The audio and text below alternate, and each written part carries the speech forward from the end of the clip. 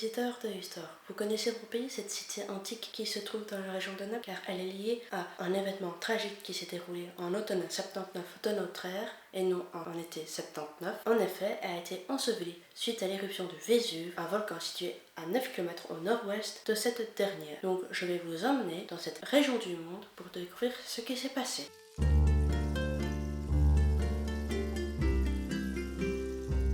Pour les gens de l'époque, ce début de journée est tout à fait normal. Ils ne se doutent pas de ce qui va se passer dans les prochaines heures. Donc imaginez-vous au milieu de personnes qui travaillent, qui discutent, etc.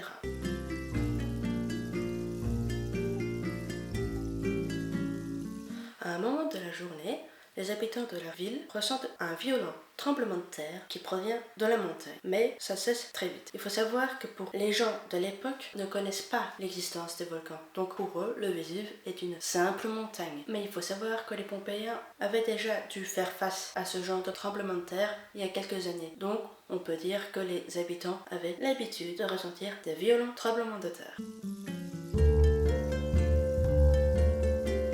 Vers le milieu de la journée, une énorme explosion est entendue dans la ville qui provient justement du mont. La panique s'installe dans la ville car les habitants pensent que ce sont les dieux qui les punissent. Et là, c'est le chaos qui commence. Les personnes essayent de se protéger comme elles peuvent, donc on a une bonne partie qui se réfugie dans leur maison, mais à savoir que les maisons ne sont pas les mêmes que chez nous en Europe. Les toits sont plats, vu que le volcan recrache des pierres ponces, au fur et à mesure que ça passe, les pierres ponces s'accumulent sur les toits. Donc les toits des maisons s'écroulent et les personnes qui se sont réfugiées dedans meurent forcément sous les décombres de leur maison. Pour les personnes qui sont dehors, leur calvaire ne fait que commencer, car forcément le volcan recrache des gaz. Il y a énormément de personnes qui meurent asphyxiées, mais celles qui réussissent à survivre à ces gaz, ils n'en ont pas fini encore avec le volcan. Le volcan leur réserve encore une autre surprise, parce que oui, le volcan, imaginez-vous bien, vu qu'il recrache beaucoup de gaz, beaucoup de poussière, il y a une colonne de fumée qui s'est formée, qui s'élève extrêmement haut dans le ciel. Mais à un moment donné,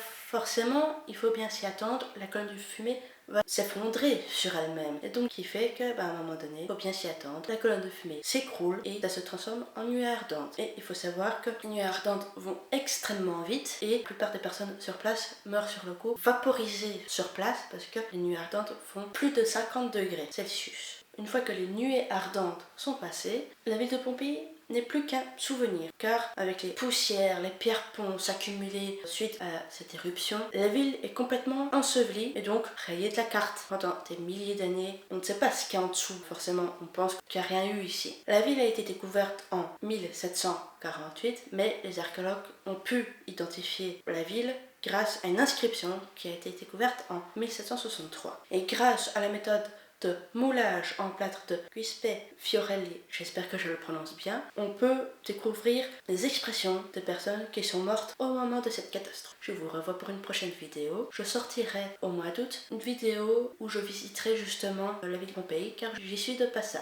À bientôt.